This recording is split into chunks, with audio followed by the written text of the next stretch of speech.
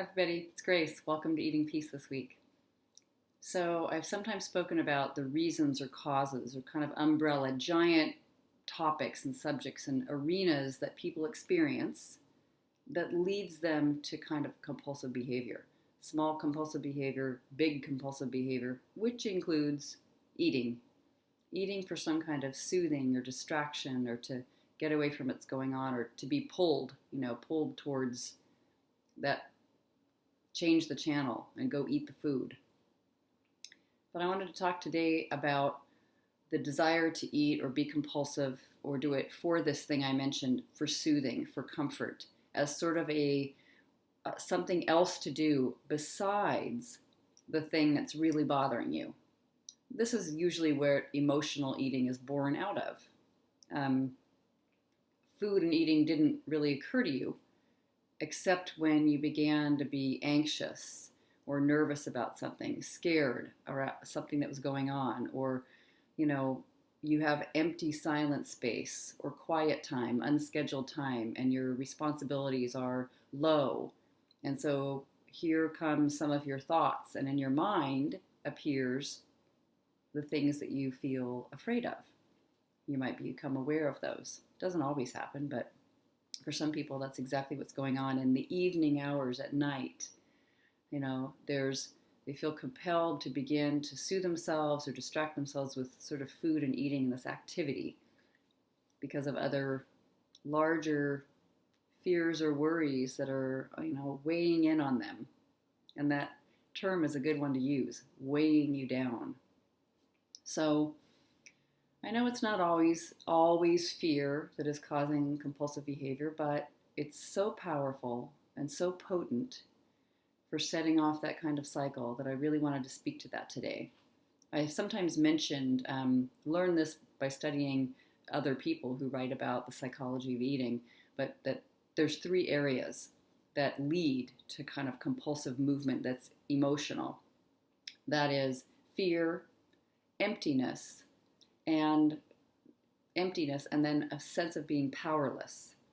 Now, emptiness and powerless could both fall under the same category of fear, right? As an overarching, just anything related to fear, whether it's a little teensy bit of anxiety or anticipation or worry that something's going to happen again that happened to you in the past.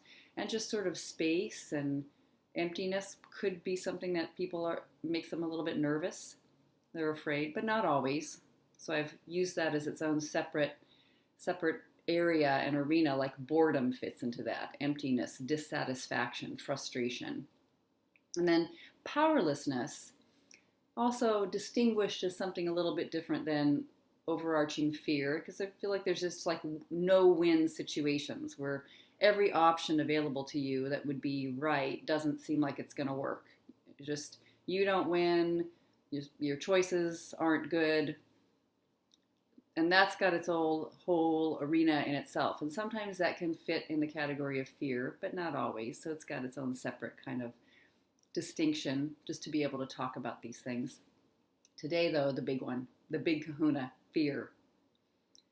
Having fear is often such a driver. I mean, it's like a flame that fuels compulsive behavior, emotional compulsive behavior.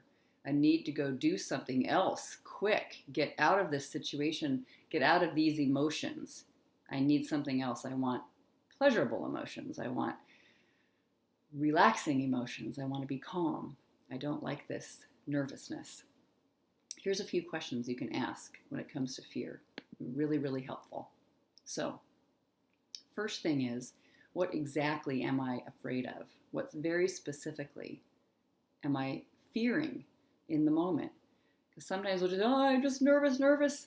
If you settle down, you're not really nervous that,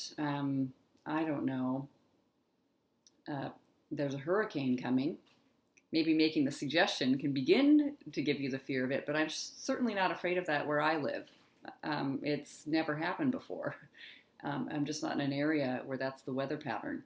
So being specific and finding exactly what you are afraid of, you can sometimes narrow it down and really find it very, very interesting to explore what it is you're afraid of. It's hard to look at. We sometimes quickly want to move by that, and I don't want to see what I'm afraid of. It can be fear of rejection, fear of being confronted, somebody being angry with us.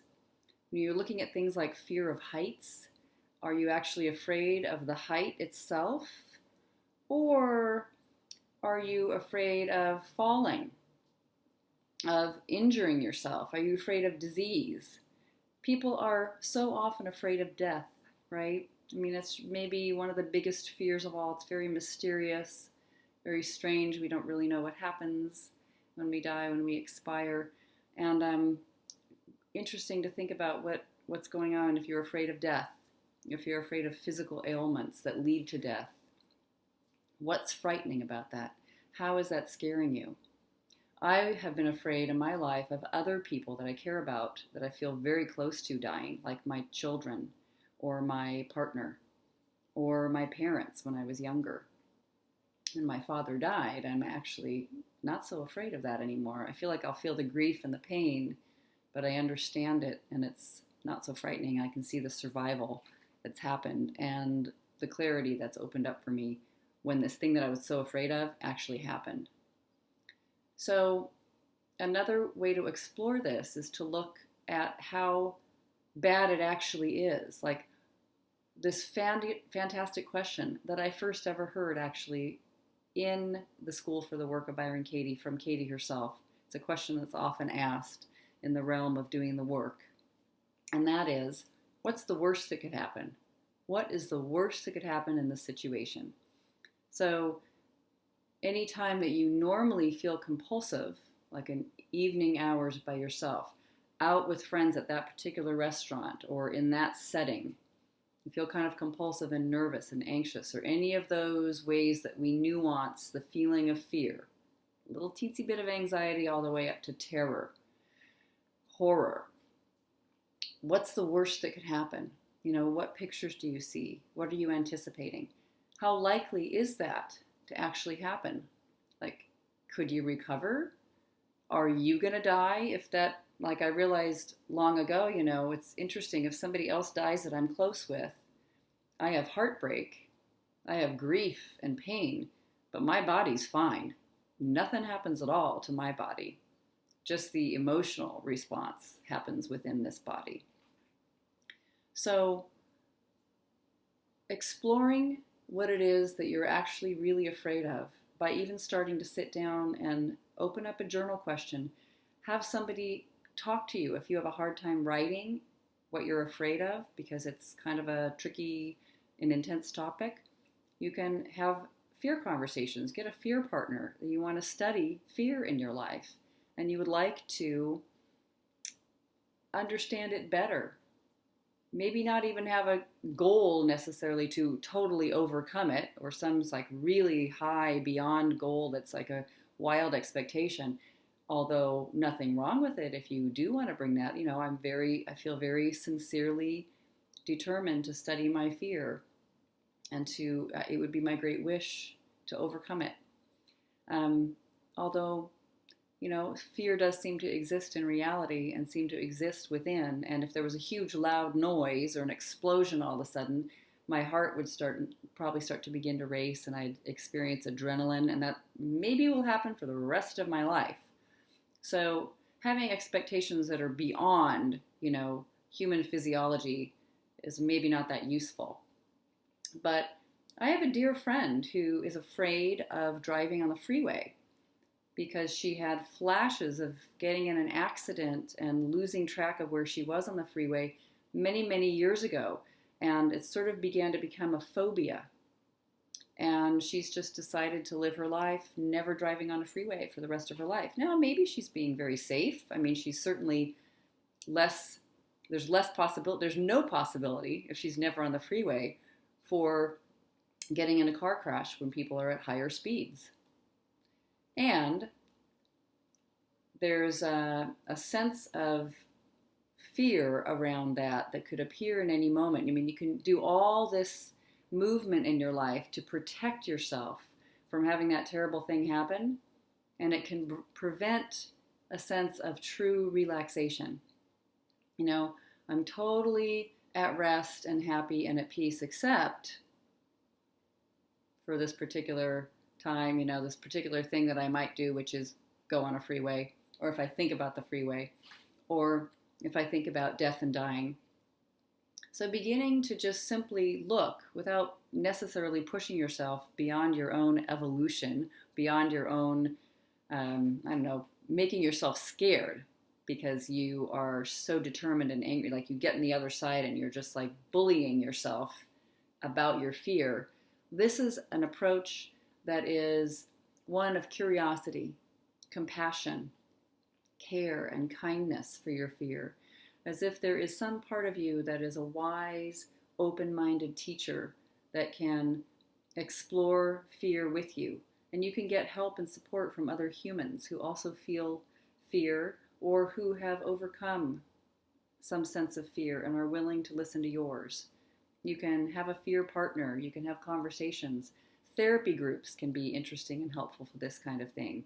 I found so much freedom and relief from attending a therapy group about my fear of rejection and telling the truth to others and having people maybe not like what I had to say, potentially even hurting somebody's feelings just a little bit in order to say what's really true for me.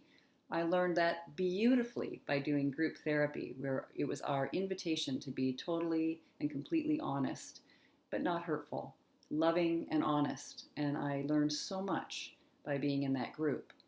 So to be able to address your fears or feel like you're on the path towards meeting your fears with some kind of understanding, also fabulous, of course, to do the work and self-inquiry. Who knows how much of your compulsive behavior, if you find yourself overeating or graze eating or anxiously eating at large events, of course that happens sometimes. People are afraid of the criticism of others, the judgment of others. This often happens if you haven't worked through that kind of fear, then you feel a little anxious when you're around lots and lots of people who all have judging eyes, So to be able to look and step into exploring your fear and opening up to it, wondering about it, feeling what it's really like and what it's saying. What is the worst that could happen in your mind? What are you imagining is so horrible that you can't stand it, you can't take it. It's better to stay home alone and eat than to go out to that thing, out to that event or that invitation that you're curious about. Just wondering and noticing and studying fear. It's possible for everybody to study that, and it can give you immense relief, incredible satisfaction to see what it is and actually begin to question it and wonder, could I survive it? Can I recover if that happened? And am I sure it is all 100% bad that thing is going to happen, like death? I sure can't know that that's true. Who would we be without the story, this fearful story? Who would we really be without that thought, without that belief that thing must be feared? I must stay away from it.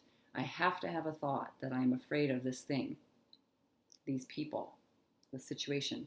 It comes right down to even judgment of others often is where my body image is born. I must look a certain way. I must be presented to the world in this particular way.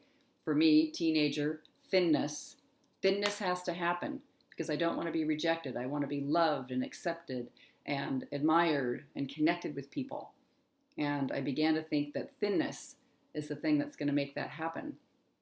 And all kinds of things go piled into that with food and eating, the weight of that. Because it's a little off, You certainly do not need to be thin in order to experience love. So look at what you're afraid of. Begin to do some writing. You don't have to spend a lot of time on it, just a little bit every day, making a list of what your fears are, studying them, and then boiling them down. Is that really, specifically, is that exactly what I'm afraid of? What would be the worst? What's the worst part of this scene or this situation or this thing? Like death itself. What is it about death that I'm afraid of? What do I think death is? Why do I think that's going to be scary? What's going to happen? Or is it more like I'm afraid of the pain that I'm going to feel before I die? Do I think I'm going to suffer if I'm on my way to death? It's a good thing to study. Really wonderful thing to explore.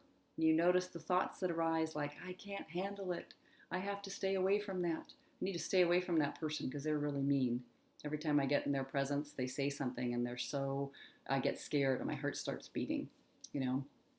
Is that really, really true? Then you know what you've got. You've got your material. It becomes to be more of a life living itself right in front of you. Details. You can get the details. You can study it. And you'll know if you do the work, write down your thoughts, question them, take them through inquiry. Who knows what can happen? You feel less fearful. I find far less interested in anything compulsive. No escape is necessary.